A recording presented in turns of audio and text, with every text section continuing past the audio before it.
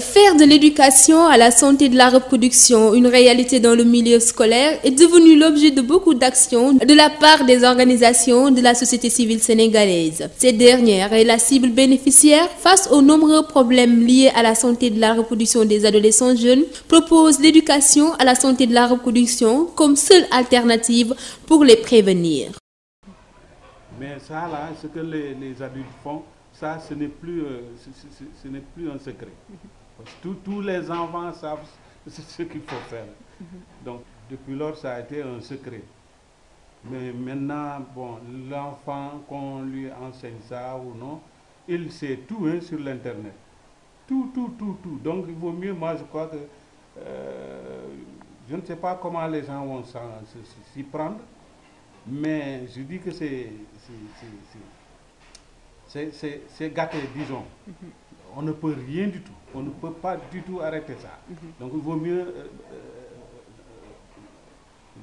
enseigner ça, dire aux enfants, si vous faites ça, ça va faire ça. Il n'y a plus de secret d'art. Est-ce que vous comprenez ce que je veux dire?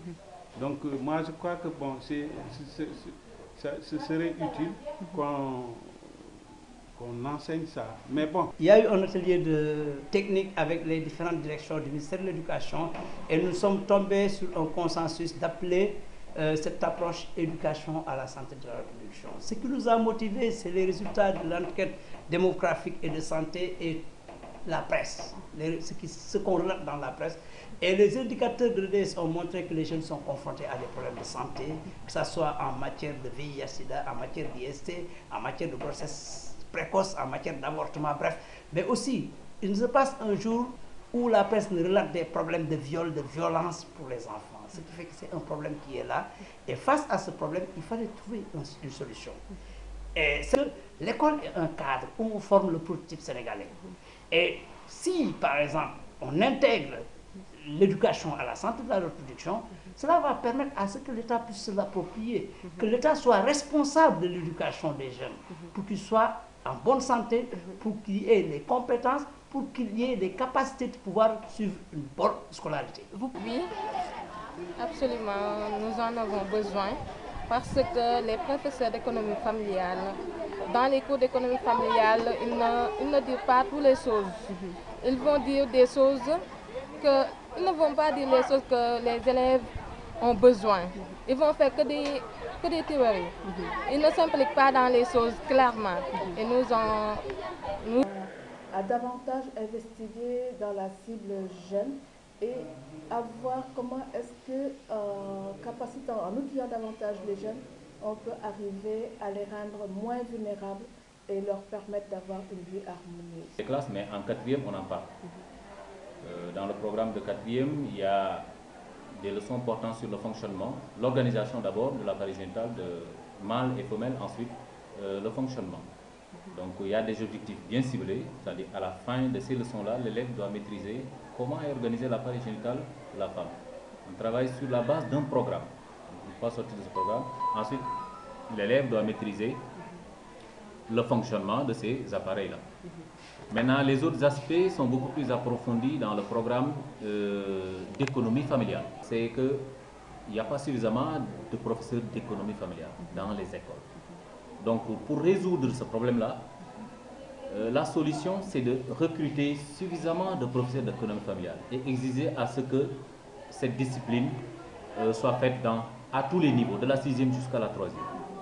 Et dans beaucoup d'établissements, les élèves ne font pas économie familiale. Il y a des élèves qui vont jusqu'en classe de terminale sans pour autant faire l'économie familiale. La sexualité est un sujet tabou au Sénégal. Pour la réussite de toutes les actions du plaidoyer, les acteurs affirment avoir bien pris en compte le contexte socio-culturel sénégalais. L'handicap, c'est notre religion. Parce que la religion, là, bon, je crois que c'est pas du tout en conformité avec ce que vous dites là, l'éducation sexuelle.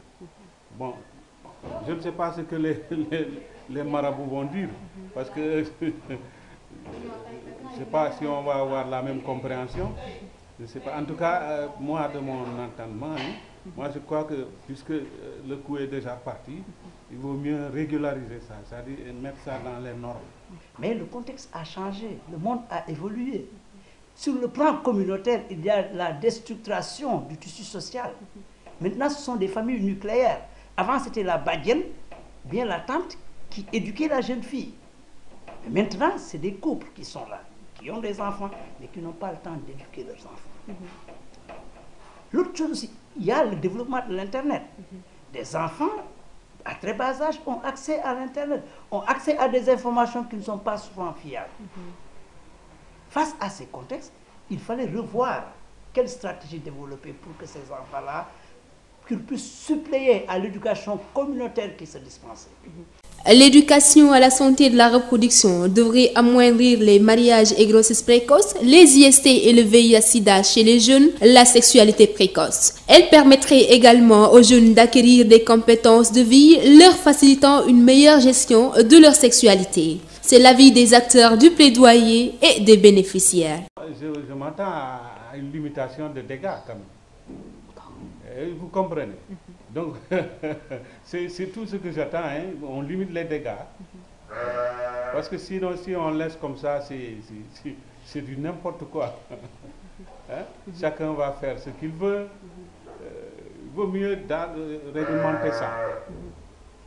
Réglementer, c'est-à-dire leur dire ce qu'il faut faire pour ne pas dévier. Ou essayer d'interdire.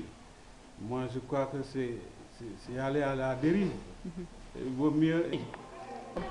Oui. Si on fait l'introduction d'éducation sexuelle, ça peut diminuer les problèmes là. Parce que en tant qu'élève, je pense que c'est une initiative qui est excellente, même, je peux dire. Je peux dire que c'est quelque chose qui nous arrange, nous les jeunes. En tant que jeunes, d'introduire l'éducation sexuelle dans les établissements, ça va nous aider à mieux gérer notre vie. En tant que jeune, c'est ça que... L'éducation à la santé de la reproduction est aujourd'hui considérée comme une nécessité au Sénégal, avec des actions allant dans le sens de conscientiser l'opinion publique et les autorités éducatives. L'espoir est permis.